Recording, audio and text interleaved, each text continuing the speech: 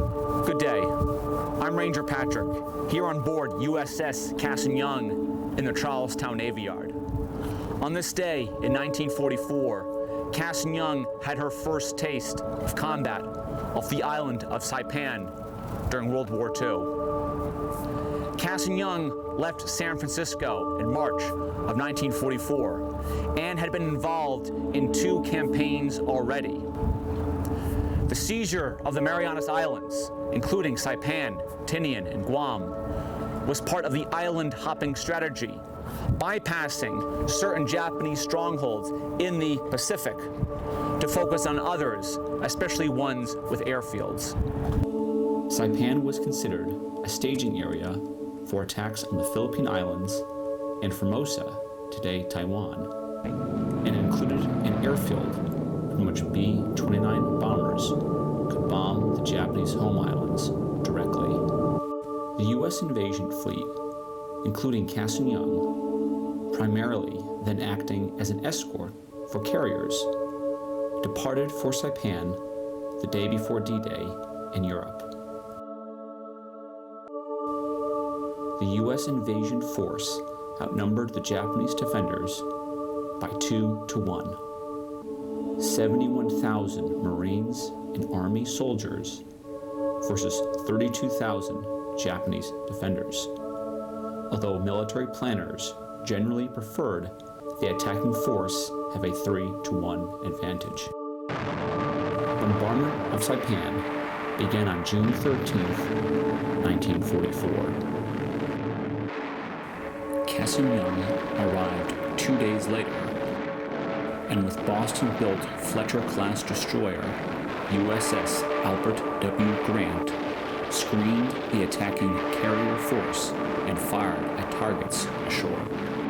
CASSIN YOUNG was fired upon by Japanese torpedo bombers, but the bombers either all crashed or were shot down. CASSIN YOUNG rescued 4 U.S. downed aviators from a torpedo bomber that same day.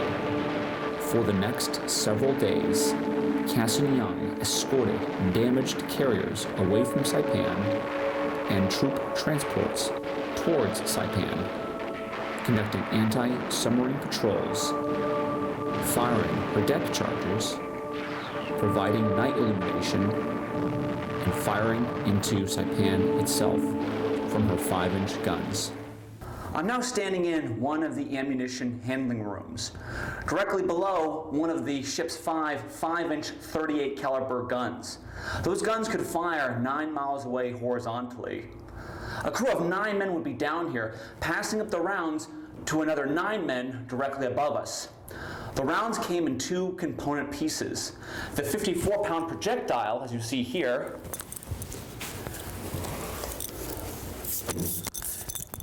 and the 28-pound powder casing. This ship could fire common rounds, illumination rounds, armor-piercing, and even variable time fuse rounds. The gunners were aided by the ship's gun director, who could fire these guns remotely. He got his information from the ship's computer. No software, circuits only. The computer could take into account things like the speed of the ship, the pitch, the roll, and the potential movement of targets, making these guns extremely accurate. On the 15th of June, 8,000 Marines were part of the initial assault.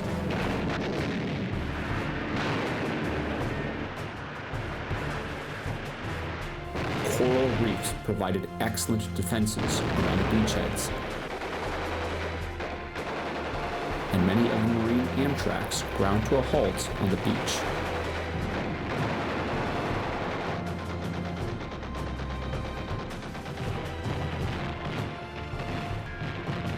On the first day alone, the Marines suffered 2,000 casualties. The fire support from CASSIN YOUNG and from the Navy was ineffective in delivering a knockout blow to the Japanese defenders, who were well dug in and could protect their artillery assets on the reverse slopes of ridgelines in the mountainous interior. They were further able to conduct counterattacks with tanks. In the end, the fate of the island and the outcome of the battle was not decided by large warships or daring aerial attacks, but by the Marines themselves, with small arms,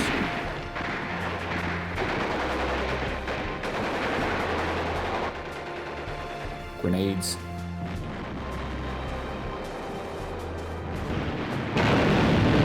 and flamethrowers. Not only on Saipan, but on Tinian and Guam as well. The attack on the Marianas Islands surprised the Japanese military command, which still hoped to achieve a decisive naval victory, which had so far eluded them at both Pearl Harbor and Midway. However, the naval engagement fought between June 19th to 20th, known as the Battle of the Philippine Sea, would also become known as the Marianas Island Turkey Shoot, due to its lopsided outcome. In the largest carrier versus carrier battle of the war, only one U.S. battleship was damaged, but 3 Japanese carriers were sunk. This defeat caused the Japanese garrison on Saipan to realize it would never be reinforced or relieved. Because of this, they decided to fight to the death. On July 7th, the remaining Japanese defenders launched the last and largest Banzai charge of the war. The war cry of Banzai was a shortened version of a shout translated as "Long live the Emperor." Nearly 4,000 Japanese soldiers took part in a human wave attack that overran several U.S. units before being practically annihilated. The Japanese would never launch such an attack again, other than being cut down in self-sacrificing attacks. Many of the Japanese soldiers preferred suicide to surrender. Tragically, this proved the same with many Japanese nationals who lived on Saipan as well. The lead Japanese military commander said there is no longer any distinction between civilians and troops. He later killed himself rather than face defeat.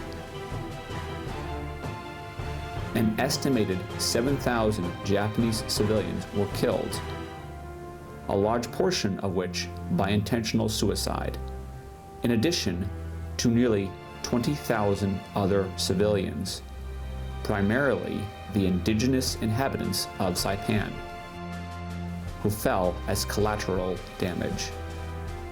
This gave military planners in the United States an idea of what an invasion of the Japanese home islands might look like. The Japanese defeat resulted in the resignation of Japanese Prime Minister Hideki Tojo, who was also War Minister for Japan and Chief of the Imperial Army General Staff. He was executed at the end of the war for war crimes. Virtually all Japanese soldiers were either killed or committed suicide, leaving less than 1,000 survivors. The United States suffered 13,790 casualties, including 3,426 fatalities. None of the sailors on Cassin Young were either killed or injured in this battle.